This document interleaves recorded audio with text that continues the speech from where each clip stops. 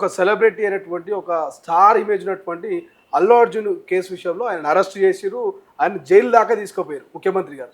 ఎందుకు ఇంత దూకుడు బండి భగీరథ విషయంలో చూపించట్లేదు? ఇది సోషల్ మీడియాలో మీ ప్రభుత్వాన్ని అడుగుతున్న ప్రశ్న. ఒకటి గుర్తుపెట్టుకోండి, ప్రభుత్వం దగ్గరికి కూడా వస్తున్నా, అక్కడ అల్లు అర్జున్ అనేటోడు ఇమ్మీడియట్లీ అక్కడ చనిపోయిండు. అక్కడ వ్యక్తి కండపుద్దంట కనపడుతుంది, పోలీస్ డిపా అక్కడ కండపుద్దంట చనిపోయిండు, తొక్కిస్తారంటే చనిపోయిండు. అయినా కూడా ఆయన సానుభూతి చూపించలేదు, వాళ్ళని మందలించలేదు, వాళ్ళ దగ్గరికి పోలేదని దాని మీద ఆయన ఓవర్ చేసాడు దాని మీద. కాబట్టి ఇమీడియట్లీ అక్కడ కళ్ళ ముందట కనపడుతుంది, అయిన మూలంగానే చనిపోయినది కళ్ళ ముందట కనపడుతుంది. అది మీ మీడియాలో కూడా వచ్చింది, యూట్యూబ్లలో వచ్చింది, సోషల్ మీడియాలో వచ్చింది. ఇమీడియట్లీ విచారణ అయ్యిందంటే ఇమీడియట్లీ అక్కడ వాస్తవం వచ్చినాక వెంటనే 2 గంటలకు చనిపోయింది. కాబట్టి ఇమీడియట్లీ విచారణ చేసి తీసుకుపోయి అరెస్ట్ చేసారు. ఆయన కూడా విచారణ వాస్తవం విచారణ చేయమని చెప్పిండు కదా, అది కూడా విచారణ చేసినాక ఇమీడియట్లీ అరెస్ట్ చేసారు. ఏదైనా ఎవరైనా చట్టం ముందు సమానమే. వాడి పెద్దోడైనా చిన్నోడైనా ప్రధానమంత్రి కొడుకైనా ముఖ్యమంత్రి కొడుకైనా మంత్రి కొడుకులైనా ఎవరైనా చట్టానికి అందరూ సమానులే. ఆ లక్ష్యంతోనే ముందుకు. పేదవాడికి ఒకటి చట్టము, ధనికుడికి ఒక చట్టం లేదు. ధనికుడైనా పేదవాడికైనా అంత మా కాంగ్రెస్ ప్రభుత్వం సమానంగానే చూస్తుంది. మా ముఖ్యమంత్రి గారు కూడా సమానంగానే చూస్తుండ్రు. ఇంకోటి, ఈ లుచ్చనా కొడుకు కేటీఆర్ అంటూ మాట్లాడుతున్నాడు. ఈ ప్రవీణ్ అంటూ ఐపీఎస్ ఆఫీసర్, ఐపీఎస్ అయి ఉండి కూడా హరీష్ రావు మాట్లాడుతున్నాడు. వాళ్ళకి ఏమన్నా సిగ్గున్నదని అడుగుతున్నా. 10 సంవత్సరాల పరిపాలన జరుగుతుంటే నీకు ఖమ్మంలో వెంకటేశ్వరరావు అని కొడుకు, వెంకటేశ్వరరావుని ఎమ్మెల్యే, బీఆర్ఎస్ ఎమ్మెల్యే వెంకటేశ్వరరావు అనేటువంటి కొడుకు మూలంగా ఒక ఫ్యామిలీని, ఒక కుటుంబాన్ని, రామకృష్ణ అనే కుటుంబం, మధ్యతరగతి కుటుంబం, ఖమ్మంలో వాళ్ళని బెదిరించి నీ భార్యని తీసుకొని రా, మీ ఇంట్లో ఆడవాళ్ళని తీసుకొని నా దగ్గరికి రమ్మని చెప్పి వాళ్ళని వేధించి వాళ్ళని అనేక రకాలుగా అరెస్ట్మెంట్ చేస్తే చేయడం మూలంగా రామకృష్ణ కుటుంబం 4 చచ్చిపోయారు ఖమ్మంలో. అప్పుడు కేటీఆర్ గారు మంత్రి, వాళ్ళ అయ్యా కేసీఆర్ ముఖ్యమంత్రి. ఏం బీకిర్రు అప్పుడు? ఎందుకు పోలీస్ డిపార్ట్మెంట్కు ఆదేశాలు జారీ చేయలేదు? ఎందుకు డీజీపీ గారికి ఆదేశాలు జారీ చేసి ఇమీడియట్లీ ఎమ్మెల్యే కొడుకును అరెస్ట్ చేయాలి, వెంకటేశ్వర కొడుకుని అని చెప్పలేదు? నెంబర్ 1. నెంబర్ 2, రాష్ట్ర హోంమంత్రి మహమూద్ అలీ మనుమడు ఇదే పబ్బులో ఒక ఆడపిల్లను, మైనర్ ఆడపిల్ల మీద అత్యాచారం చేసిండు, అరెస్ట్మెంట్ చేసిండు, మనుషులు వెళ్ళిపోయిండు. మరి దాని మీద నువ్వు వాళ్ళను, ముఖ్యమంత్రి కేసీఆర్ ఉన్నాడు కదా, కేటీఆర్ మంత్రి ఉన్నాడు కదా, మరి ఆనాడు పోలీస్ డిపార్ట్మెంట్కి ఆదేశాలు జారీ చేయలేదు? ఎందుకు విచారణ చేసి ఇమీడియట్లీ హోంమంత్రి మనవడైనప్పటికీ కూడా ఎట్టి పరిస్థితుల్లో ఆడపిల్లల మీద అరెస్ట్మెంట్ జరిగింది, మైనర్ ఆడపిల్లను అత్యాచారం చేసిండు, ఇది కళ్ళ ముందట కనపడుతుంది, ఇమీడియట్లీ అరెస్ట్ చేయమని చెప్పి మహమూద్ అలీ కొడుకు ఆ మనవని మీద ఎందుకు కేసులు పెట్టలేదు? ఎందుకు అరెస్ట్ చేయలేదు? నీకు ఆడవాళ్ళ మీద ప్రేమనే ఉంది కదా, ఎందుకు చేయలేదు అంటున్నా. ఆదిలాబాద్లో ఒక ఎస్టీ ఆడపిల్ల చనిపోతే విచారణ చేయలేదు, చట్టపరమైన చర్య తీసుకోలేదు. మరి అప్పుడు ఏమైంది? ఇవన్నీ పసిపిల్ల, వరంగల్ ఒక పసిపిల్ల మీద ఒక కామందుడి బీఆర్ఎస్కు సంబంధించిన పార్టీకి సంబంధించిన కొడుకు, వాళ్ళ కొడుకు మైనర్ ఆడపిల్లను, చిన్న పిల్లను అత్యాచారం చేస్తే అరెస్ట్ చేయలేదు, విచారణ చేయలేదు. అసలు రాష్ట్రంలో నేను టోటల్గా 10 ఏళ్లలో, తెలంగాణ రాష్ట్రంలో 10 ఏళ్లలో ఎస్టీల మీద అత్యాచారాలు చేసిండ్రు, ఎస్సీల మీద, అణగారిన కులాల మీద, ఇంతమంది మీద అత్యాచారాలు చేసిండ్రు, మానభంగాలు చేసిండ్రు. వాళ్ళను ఇష్టం వచ్చినట్టు నీ బీఆర్ఎస్ ఎమ్మెల్యేలు ఇష్టం వచ్చినట్టు చేస్తూ ఒక్కరి మీద కూడా విచారణ చేయించలేదు, ఒక్కరిని కూడా మీద కేసులు పెట్టలేదు, ఒక్కరిని కూడా అరెస్ట్ చేయలేదు. ఇష్టం వచ్చినట్టు పరిపాలన చేసిండ్రు.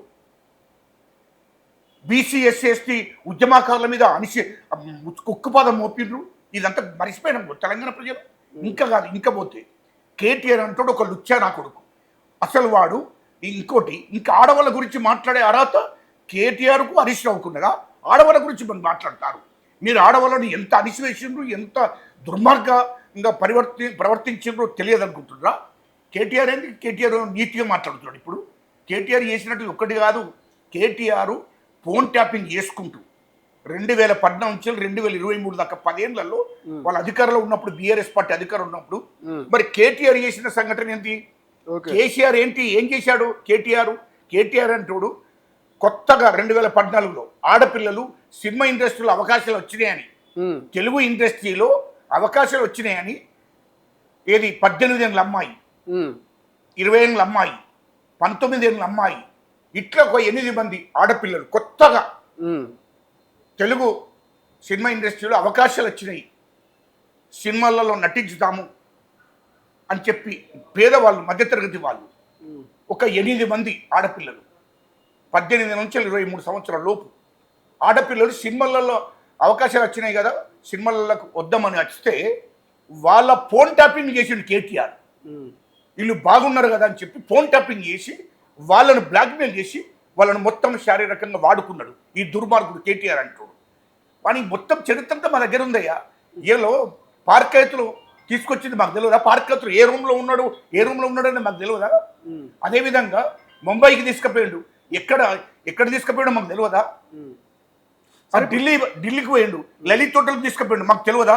దుబాయ్ తీసుకెళ్ళిండు, లండన్ తీసుకెళ్ళిండు. నీ రిపోర్ట్ అంతా ఉంది.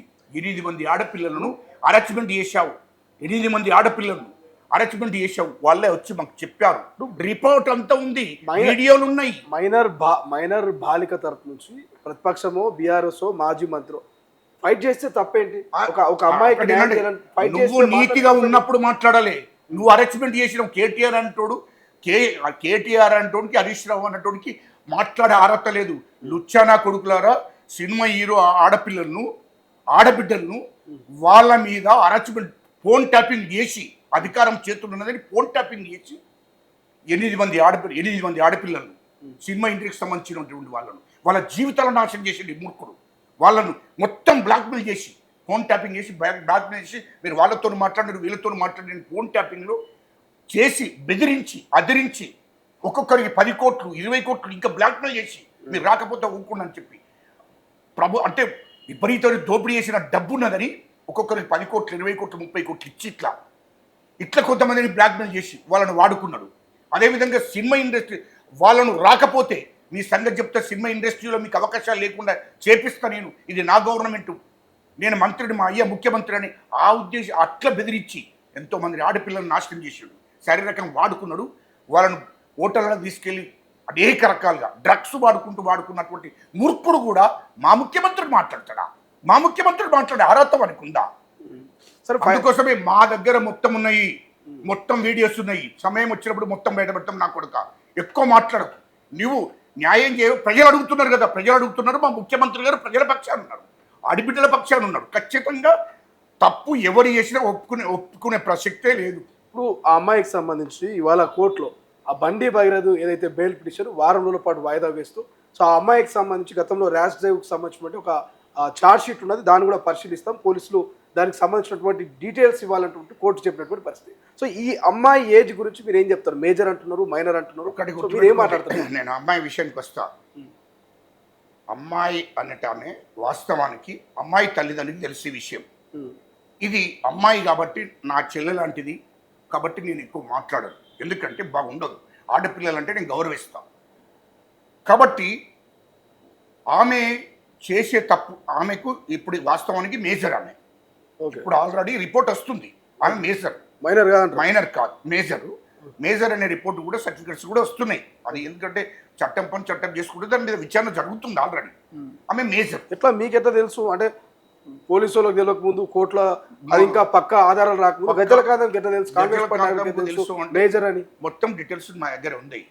మేము తీసుకున్న విషయాలు రాకముందే మాకు తెలుసు. ఓకే.